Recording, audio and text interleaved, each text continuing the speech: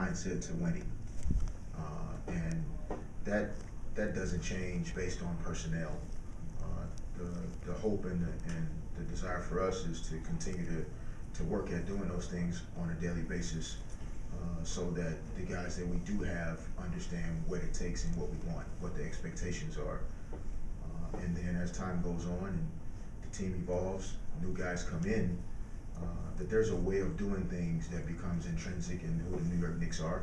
And it's very easy for players to see and for us to explain that being a part of this team, this is what we're about. What will the starting lineup look like tonight? And is this a lineup that you will stick with for the rest of the year? No, I wish I could say that.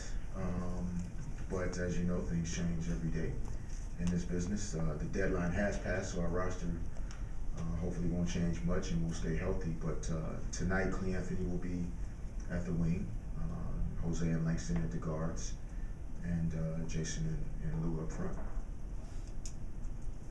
Coach, in the 90s, the Heat and the Knicks had this fierce rivalry. I don't know if you can ever get back to that again, but do you think that it still prevails today, where there are rivalries in this league, out of conference, or in conference, in division? Is that still something that people look at? Yeah, I don't know if you know, the term rivalry still applies necessarily, you know, in our game. I think there are still some teams that don't like each other very much and play hard against each other, or I think there's a lot more emotion on the floor than normal in certain games. You know, I think Western Conference teams, for me at least with my history, stick out more with the Spurs and the Clippers type of, you know, two teams that don't like each other. The Heat Knicks history is before many of these guys were even born, so they probably don't remember much of it at all. We do. And I don't, you know, as far as rivalry, I don't know. I think, you know, there has to be a very long history of preventing the other team from reaching the ultimate goal. I think that's where a rivalry really exists. Starts in school and high school and colleges, where the conference and the championships and the divisions and all those things, that's really what that's about. And so I don't know if that exists as much in the league now. You know, a lot of guys are former AAU teammates and very friendly during the game. And so I don't know if we'll ever see Heat Knicks rivalries of that kind from the 90s. Can it get back? I don't know. I think our game has evolved. The game is officiated differently. The way technical fouls are handed out, the way guys can be suspended or ejected from games, that's taken down the notch of physicality that existed then. And obviously, I think the mindsets are a little different from players that were a part of our game, you know, 20 years ago. I think guys are still competitive and still go out to win every night, but I don't know if those days will ever be back, especially if we watch the All-Star game Derek, Sunday night. Derek, do you have an opinion coming off the break now? Obviously, it's a week long, but you know it kind of compresses everything else because the season still starts basically on the same date and ends on the same date. Do you prefer for there to be less games? Do you feel like everything's sufficient as is? Do you have a take on that at all? No, I mean we won't know the impacts of Sure. you know, this process until you know, the season kind of plays out, and you know, we see how teams kind of get through it, and I'm sure, you know, injuries and those things are being charted for various teams and the schedules. There's obviously a lot of conversation about, you know, the schedule and the format and the playoff format and different things that may or may not change.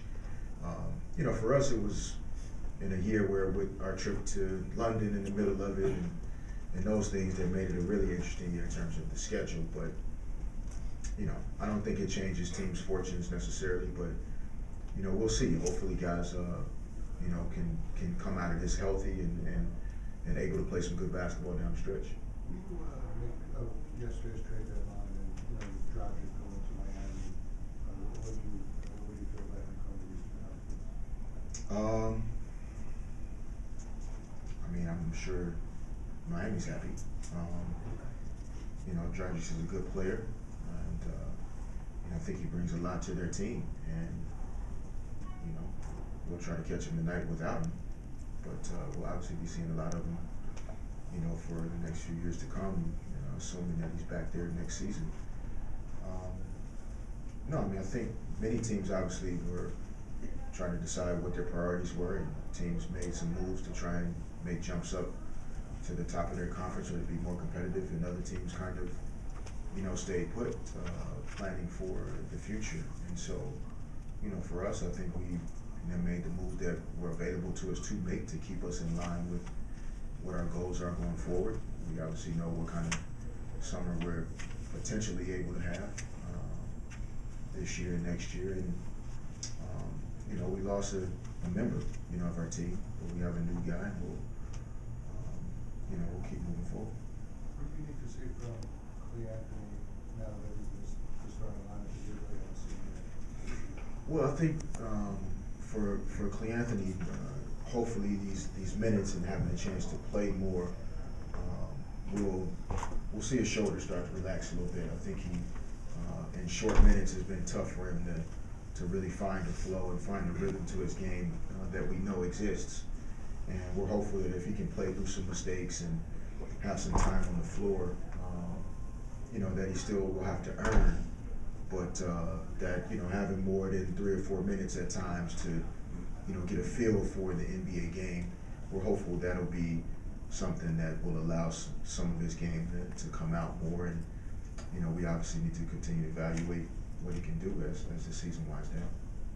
Clark was sick yesterday. Is he available today?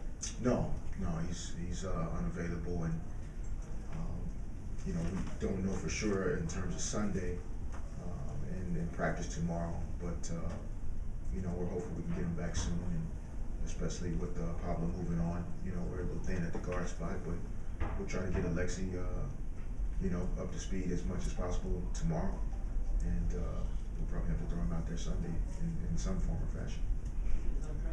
In the same boat was limited minutes, or do you expect more from them now? No, I mean, I don't, like I said, there's not a set, you know, number of minutes that, you know, we felt like was in concrete prior to the break. I think we were just trying to be smart and pay attention to, you know, how he's moving out there, and also the impact on the team in terms of putting him out on the floor. But you know, he got some great workouts in over the All-Star break, and you know, he's looked good in practice these last couple of days, and so, you know, I wouldn't say that there's no limit, but I think we'll be able to, you know, put him out there for you know, more than the 15 to 20 minutes that you know, we played him at before the break, and you know, hopefully his body can continue to, you know, hold up and feel good as the season goes on. Derek, you obviously with the way the season's played out, the injuries, Carmelo, and obviously Amari, when this season ends, will you want to just kind of throw it away, or how much will you be able to take from it, given how many things went kind of off the rails or off track? No, I think you have to learn from all experiences, you know, good and bad. So we'll, you know, we'll take a lot from this season in terms of, you know, the things that we actually were able to do and kind of establish within our team and our organization. But it also gives us some insight into, you know, the things that we need to do to get better, the type of players we need to do that. So there's a lot we'll be able to take from this year, and you know, when we get to that point, we'll think about those things. But you know, we still have a lot of games left to play this season that you know, have our attention. Our fans deserve that. That's what we get paid to do. So every night we show up, we're going to give it, you know, everything that we have. All right, thank you. Yeah.